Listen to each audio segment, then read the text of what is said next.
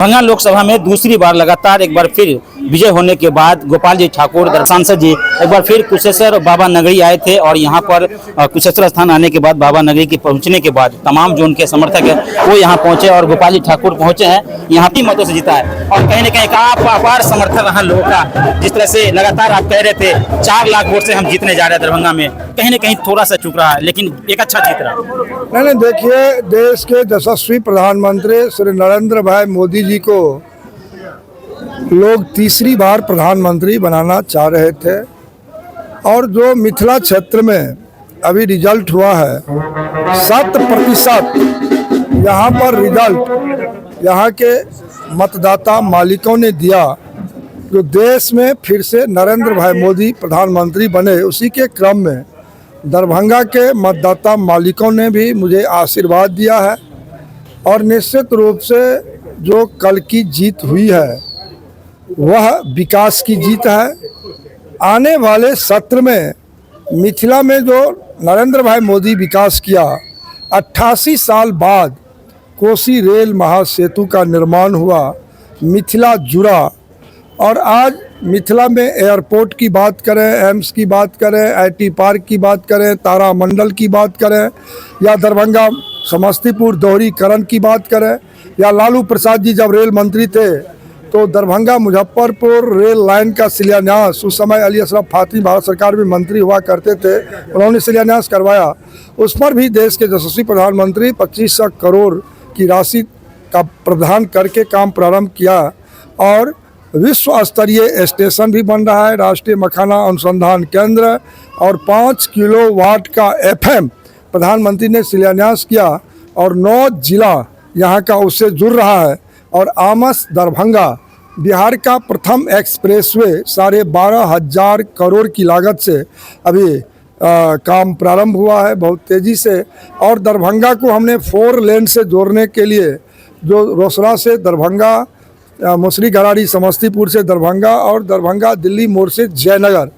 लगभग 500 करोड़ यहाँ, 800 करोड़ समस्तीपुर और 1000 करोड़ वहाँ के लिए प्रावधान किया गया और 150 करोड़ का सुपर स्पेशलिटी भी बना। और दरभंगा जो जाम से जमघट लगा रहता था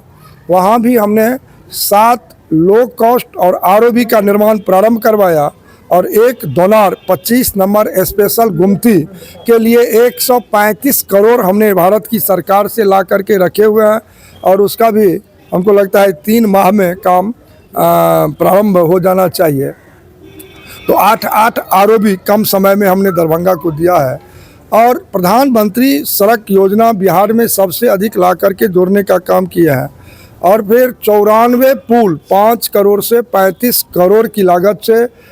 इस दरभंगा जिला और लोकसभा में 94 पुल भी हम दिए हैं। जो किरतपुर में 34 पुल का काम भी प्रारंभ हो चुका है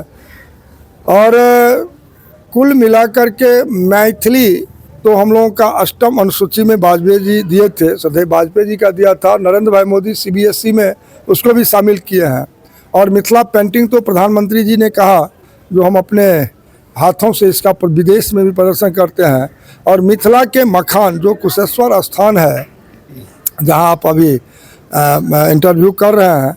तो यहाँ पानी ही पानी वाला क्षेत्र है और प्रधानमंत्री जी का कहना है जो मखाना का ग्लोबल मार्केटिंग हो, परचेजिंग अच्छा हो, उसके लिए पिछले बजट में 10,500 करोड़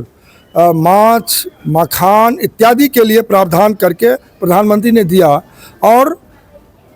ग्लोबल मार्केटिंग तब होगा जब यहाँ पर अंतर्राष्ट्रीय हवाई अड्डा बने। तो 911 करोड़ की लागत से अभी अंतर्राष्ट्रीय हवाई अड्डा के लिए भी टेंडर हुआ है, वहाँ एयरपोर्ट का भी विकास होने जा रहा है। तो मिथिला के किसान यहाँ पर मखाना का खेती करेंगे और यहाँ से मखाना विदेश के हर देश में जाएगा और देश के अंदर जो मिथिला क्षेत्र में ही मखाना होता है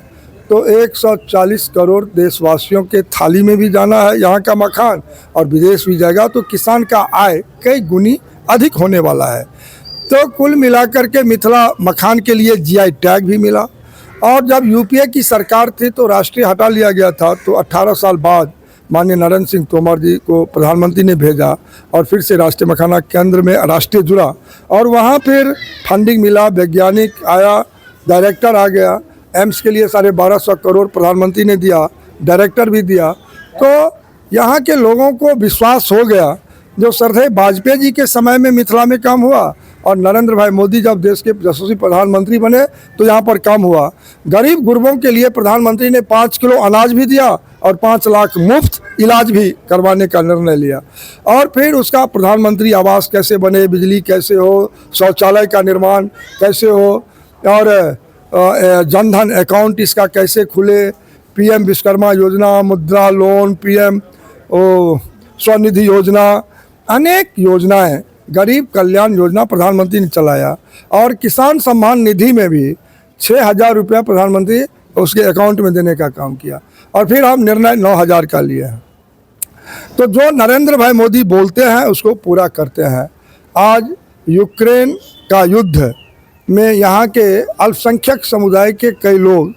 हमारे पास आया और कहा, जो मेरा बच्चा भी यूक्रेन गया था पढ़ने, तो युद्ध को भी प्रधानमंत्री रुकवा करके 23,000 भारतीय बच्चा को वापस लाने का काम किया।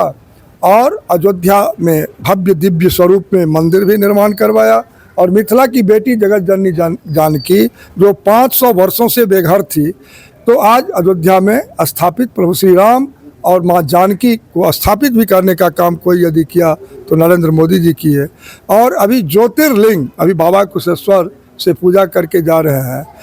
आज चाहे बनारस जो बाबा विश्वनाथ, वहाँ भी कॉरिडोर बना, और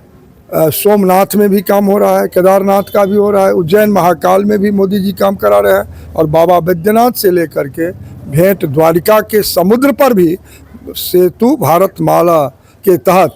वहाँ पे ब्रिज का निर्माण हो रहा है। और इस मिथिला क्षेत्र में उच्चैठ भगवती से सहरसा महिषी के बीच भेजा में लगभग 13 किलोमीटर का ब्रिज नरेंद्र मोदी के नेतृत्व में बनने जा रहा है, जो देश का सबसे बड़ा ब्रिज यहाँ भी बन रहा है। तो तीसरी बार प्रधानमंत्री नरेंद्र भाई मोदी बने, इस मिथिला के लोगों को पूर्ण विश्वास हो गया है। विधानसभा के चुनाव में भी अच्छा रिजल्ट दिया और अभी लोकसभा में भी अच्छा रिजल्ट दिया। दूसरी बार एमपी साहब जीत कर आए हैं, पलायन के मुद्दे पर क्या कुछ करेंगे एमपी साहब जब इस बार आए हैं, क्योंकि जनता का दूसरा बार प्यार आपको मिला, अपार समर्थन है। क्या जो 60 वर्षों तक कांग्रेस राजद विभिन्न दल की सरकार रही, और यहाँ अशोक पेपर मिल हो, यहाँ सकरी चीनी मिल हो, लोहट हो, हसनपुर हो, सबको जिह्वा से चाट करके चला गया। अब इसको पटरी पर जो 60 वर्षों का समस्या है, एक दिन में निदान संभव नहीं है। निश्चित रूप से बाढ़ से अस्थायी निदान होने से प्लान पर निश्चित रूप से लगाम लगने वाला है और उस पर भी काम हम लोग करेंगे। चलिए बहुत बहुत धन्यवाद।